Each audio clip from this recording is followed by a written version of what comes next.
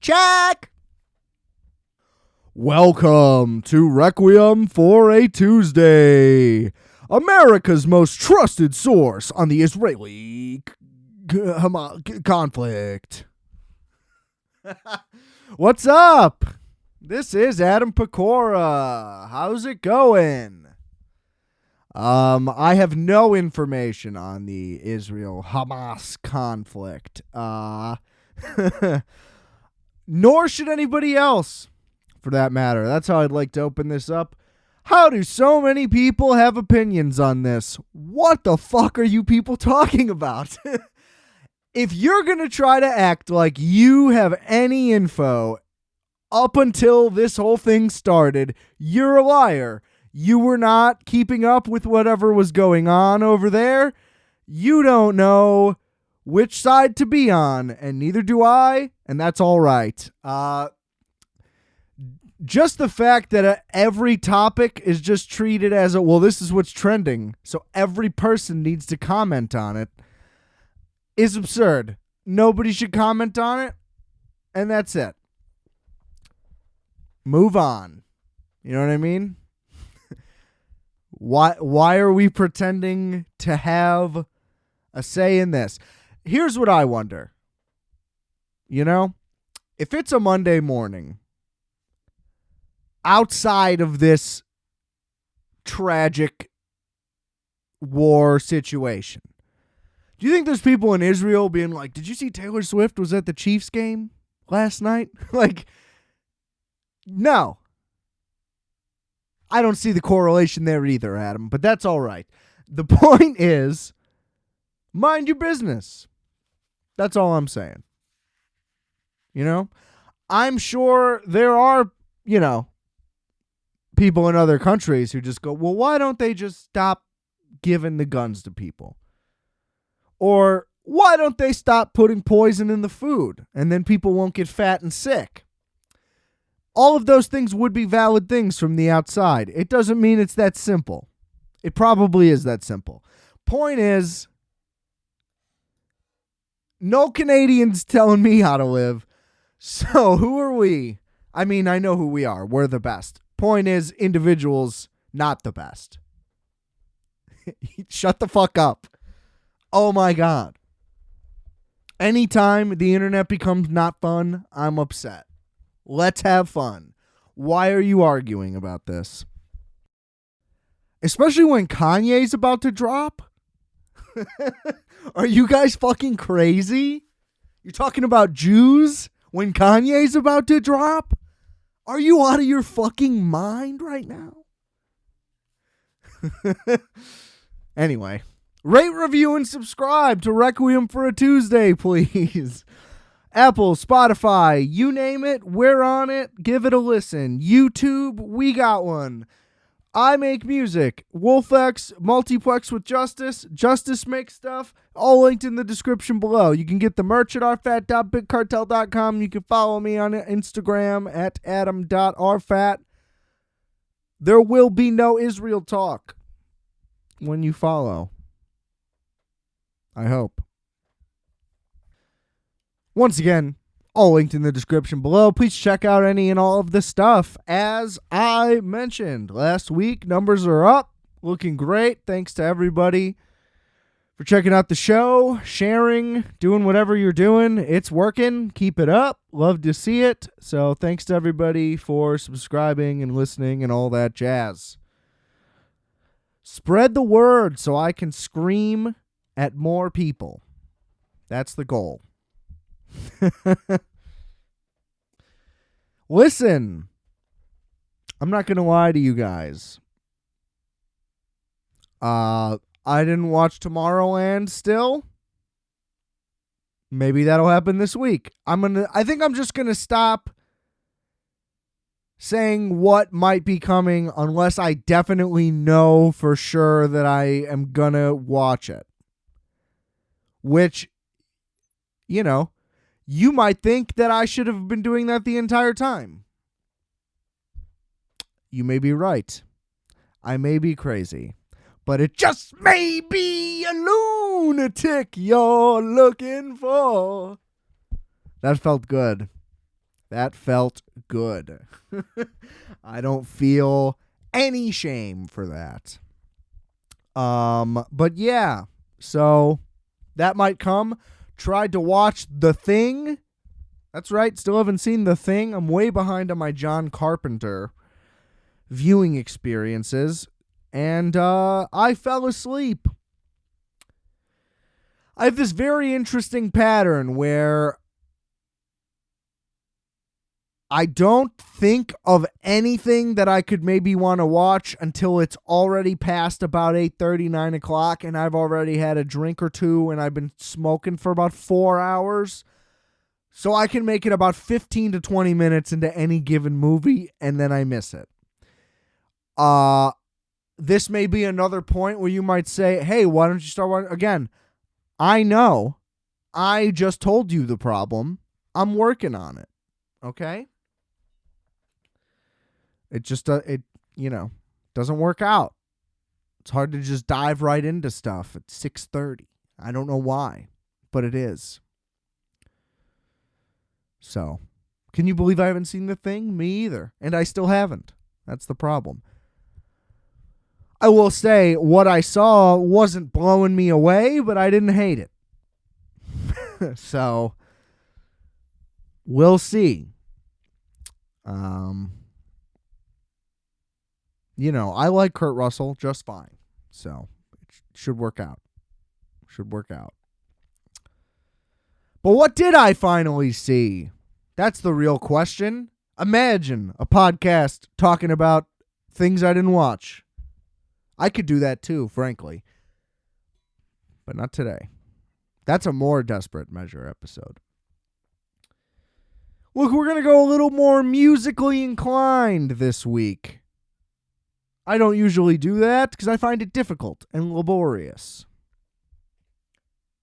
But alas, here we are, destined for this moment. It's been a couple weeks, but I just wanted to give a huge shout out to Animal Collective. My favorite band of all time. Top 5 artist of all time. I really hold my top 5 near and dear. I try not to rank numerically within them. Anyway, their new record is incredible. I would say for sure their best music in a decade, easily. I got into Animal Collective early high school, just after Merriweather Post Pavilion. Definitely their most well-known record, probably their most critically well-received as well. So I got in right after that. So, a lot of people in their fan base and not in their fan base. I don't know how many people are aware of this band that would be listening to this show. That's the other problem. I don't know how to gauge this type of thing. Whereas every movie, you had a chance to see it. There's a lot of music out there, regardless. Best album in 10 years. I loved that album 10 years ago. A lot of people did not, but that's because of the context of the prior record. I even felt that the follow-up, Painting With, was great. Could have been an age thing. Now, great. Again, compared to their discography, I fully acknowledge that that's way at the bottom of the rankings. But I still think it's good and interesting and unique, and it was unique for a lot of reasons. We don't really need to get into all that. But, it definitely just had weaker material on it, like I said, and it kind of got into a thing where it's like, what are they even talking about? A lot of their lyrics were very abstract, but personal, clearly, and filled with a lot of emotion, and a lot of the songs on Painting With, you could say, are just nonsense. There's some good lyrics on there. There's some good songs on there. But either way, there's clearly just a drop-off from there. And then the rebound record from that was Time Skiffs, but there's something on that where I just really didn't connect to it at all. It just felt like they were trying to do Animal Collective almost. It was kind of like, I don't know. It just felt inauthentic, and there's like a cartoonishness, for lack of a better word, to all of the music, where it's like, yeah, they kind of got back to some of the things they were known for, just in there being like ambient long intro interweaving things happening, a little more dynamic song structures that kind of break the mold. But even still, I don't know. It was just odd to me, just didn't click. And like, I wouldn't tell you that it's not quality or not well done, just didn't work for me. There's a quote that really summed it up well to me. But unfortunately, I lost it. So that was useless pointing out. Anyway, it was then revealed to me, I don't know, maybe I just wasn't plugged in at the time, because time skiffs came out kind of during COVID. But essentially, Animal Collective unconventionally writes their music as they tour, and then they don't tour it once it's out. Anyway, they had about 2 records worth of stuff. COVID that they were going to record. COVID hits. They have to record just a section of stuff that they're able to record remotely. All of those songs end up being the full album Time Skiffs. Now, the new album, Isn't It Now, is basically all of the songs that they needed to be in person together to record for whatever reason, whatever dynamic of the song requires it. And all of these are better. And there's a chance that maybe the full album would have been like 2 or 3 songs from Time Skiffs plus all this, and it would have just been a little longer. And the rest of it would have gotten cut. Maybe the rest of it would have been on an EP. Who knows? Maybe it would have been 2 albums no matter what. The point is, once all of that became clear, all of it made a lot of sense to me. Because the new record sounds like them again. It sounds genuine, and it sounds authentic, which to me was everything that felt wrong about Time Skiffs. Now, maybe the remote recording was all that had to do with that. I don't really know. The point is, this is a true return to form. It's almost like if this came out right after Centipede Hurts, like, in my mind, they would still be on like an absolutely perfect roll. Regardless, just blown away by these tracks, especially Magicians from Baltimore. To me, that is like instantly a top 10 song for them. There's like 70s prog rock shit in there, and then it just completely keeps changing and transforming the entire time. But like literally just in sound, like there's a part where there's like a snare fill and then the guitar hits and it's like I'm fucking listening to Sabbath or something, or Pink Floyd or whatever. Incredible stuff. There's that is a 10-minute song, then followed by a 24-minute song. And there's interesting things happening throughout. And does it necessarily all work and cohesive to where it's a great, great record top to bottom like they were always doing for so long? Look, people hit a creative peak for a reason. This is amazing, magical stuff. Like, this is a full rotation. Like, this record is in full rotation if you're talking Animal Collective. Whereas, you know, the last few projects, they've only had like a couple of full albums. They do some odd things, obviously, if you know them, if you don't, where there's like scores or long EPs, or this is like Tangerine Reef is like a soundtrack to a visual thing, but you can listen to just the audio. Regardless, in terms of all of their projects that have happened in the last decade, I mean, this is truly like the first special one in a long time, after a decade of all special stuff, basically. So, not to diminish anything, and a lot of special moments here and there, but this is truly a like next level shit. Holy fuck. Right now it is my album of the year. Sorry, Sufjan, but you're right there, Sufjan. But okay. Had to get that out. Next up, a band that wouldn't surprise me if they heavily influenced, or at least were part of it. I don't know.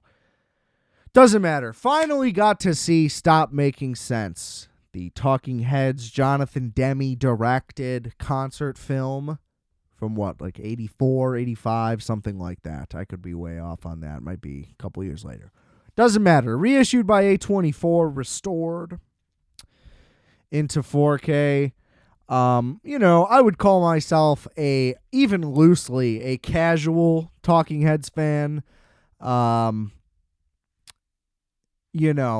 Everybody loves Remain in Light, considered one of the greatest albums of all time. So by default, had to check it out. How could you not? And that record is unbelievable. But again, this is not a band that I would say that I listen to very regularly. I really only know the first 4 albums and really only Remain in Light and Speaking in Tongues. Excuse me, the first 5 albums then, duh. But really just those 2. Fear of Music, I would say, in the middle there, I know the least out of those first 5. But either way. And also, this is all I knew about the film itself. It's the greatest concert film ever made, and he wears a big suit.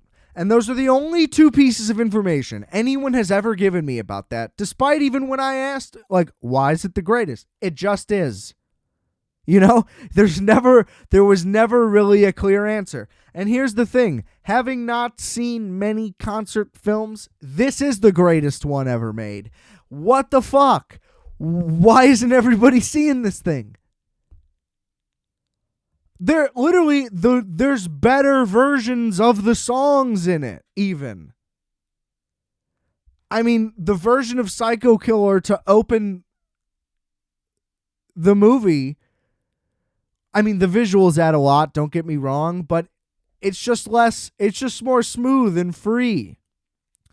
I feel like he really pronounces every word really strongly in the studio version. Anyway, not the point. The thought that was put into this is unbelievable. So it all starts, David Byrne comes out by himself. He pretends to play a tape recorder for his backbeat. Anyway, at the end of the song, he's then joined by the bassist. At the end of that song, they are then joined by he plays like synth guitar and whatever. Another guy comes out. Then you get the idea. As each song ends, the band keeps getting built. It'll go dark. Stagehands will rush fucking wheeled risers out with everything fully, set up and ready to go, obviously. And the band just keeps building. The backdrop keeps changing. There's fucking projections that get added on and then taken off, and then curtains come down and go away, and there's a set and then there isn't, and all of that just keeps building and morphing as it goes. People keep changing what instruments they're playing. There's choreographed dancing kind of just between David Byrne and backup singers. Really just either way, an unbelievable show, no matter what. I don't know if they were doing all of this for an entire tour. I didn't read too much into it. Or if, just them being joined was part of just the filming thing. I don't know how much of this was, a normal, quote-unquote, part of the show.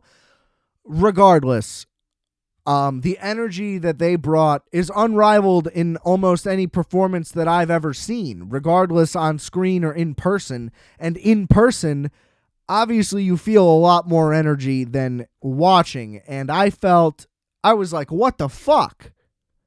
This is what a show's supposed to be like? I've been getting ripped off my entire fucking life. I mean, David Byrne spends the entire first half hour running. He's either running in place or at one point he just does laps around the entire fucking stage. I'm impressed. I don't know how you could even keep up. Meanwhile, singing at the top of his lungs the entire time also with more energy, energy, just pure raw energy. And the placements they chose for the camera, the subtle amounts that the band interacts with the camera, but the general cinematography and editing is just remarkable. I don't know how else to say it. It looks like a movie. Like, it looks like which they did, I get, but it's hard to explain. It looks like they scripted this concert. Like, if that makes any sense. I don't know how else to word it.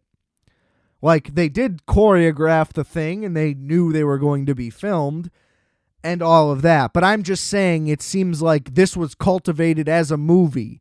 And they're like, what if as an experimental movie, the narrative of the movie was just, it's a concert?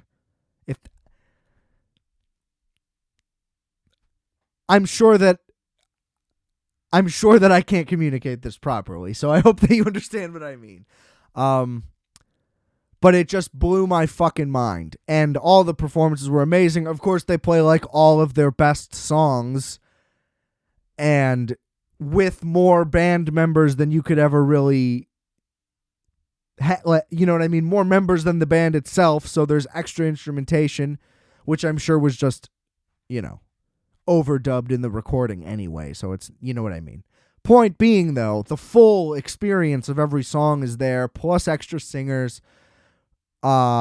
Just magic. It's really just magic. And the big suit, not really that much a part of it, frankly. But there's even some costume change stuff. Again, just the interactions at all the right times. It seems like the camera is working with the performers and vice versa, to where all of it is happening at the right time. It seems like they know which camera to perform to at any given time, but it also seems like the audience is completely engaged. There's not a lot of crowd shots, which I love. It just makes it seem that much more conceptual, the performance itself. And when they do choose to show the crowd, like, again, it's just always the right choice. Everything about the edit is just phenomenal. I would call it a great movie.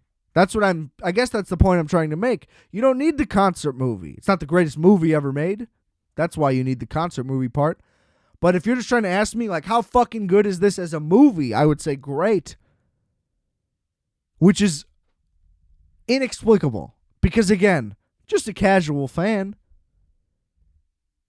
I may find myself listening to the soundtrack of this instead of their albums at this point, just because of how much I fucking enjoyed the movie itself. So go see it. It might not be out for very much longer. Fuck Taylor Swift's concert film.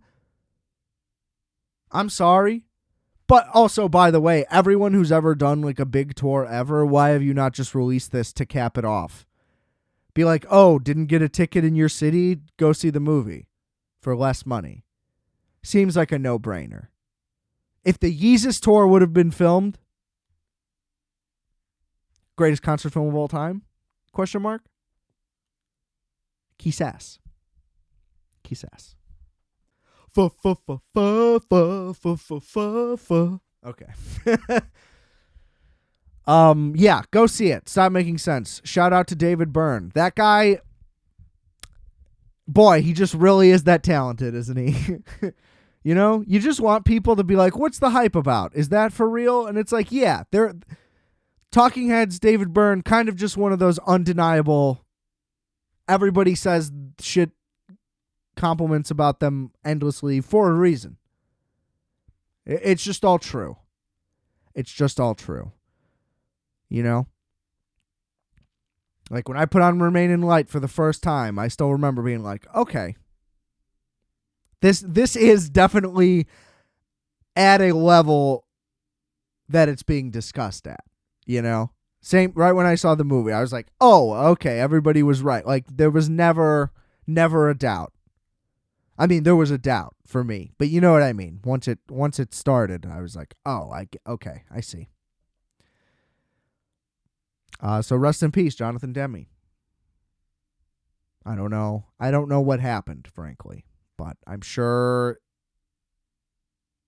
I'm not sure. Either way, I just said I'm not sure. I was going to say I'm sure you could probably still be alive. So that's why either way, rest in peace, and congrats. This was great. But yeah, go watch it. Also, shout out to the new Earl Alchemist record. Also, shout out to the new Sufjan record. Sufjan's not a top fiver. Earl's a top fiver. Talked about my coveted top 5, but Sufjan's probably a top 10er. But I haven't thought that much through.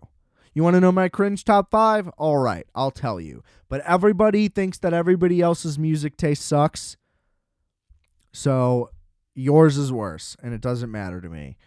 Not in any particular order. Kanye West, Animal Collective, Death Grips, Brand New, Earl Sweatshirt. There we go. That's the list. Probably won't change. Hasn't changed in a long time. So that's where we're at. But there's a long list of right outside the top 5 that matter a lot. You know, throw LCD in there, Sufjan in there. There's a couple. So nobody cared about that. Nobody asked for that. And that's why I don't like talking about music, because I'm just going to be like, yeah, well, I like this, and I like that, and I like that. And that's not fun. However, I have been talking for years about doing the bad album reviews, where you intentionally listen to a terrible record and then there's opportunity. I just really don't want to put myself through that. You know, at least a bad movie could have you know what I mean? Like, there's good bad movies, there's bad good movies. Bad music's just bad. It's tough. Speeding Bullet to Heaven is always the goal one, though. So maybe, again, here I go saying maybe I'll do something. I probably won't do it. So don't trust me ever. Except with your wife and your bank account. Send me your checking and routing information. rfatpodcast@gmail.com. And I'll just keep it safe for you. What I can say, actually, is Killers of the Flower Moon, baby. This weekend. You better strap your fucking cum boxers on, because you're going to be jizzing all up in there multiple times. I haven't been this hype for a film in quite a while, ladies and gentlemen. Fired up. Get to spend 4 hours at the movies. I'm going to bring snacks to the nines. Ooh, maybe some edibles as well. Anyway, that will probably take up a large chunk of next week's episode. If I fail to see this movie by next week's episode, then I have failed as a person, frankly. But there probably won't even be an episode, because what I'm going to do that day instead is go see that fucking movie, okay?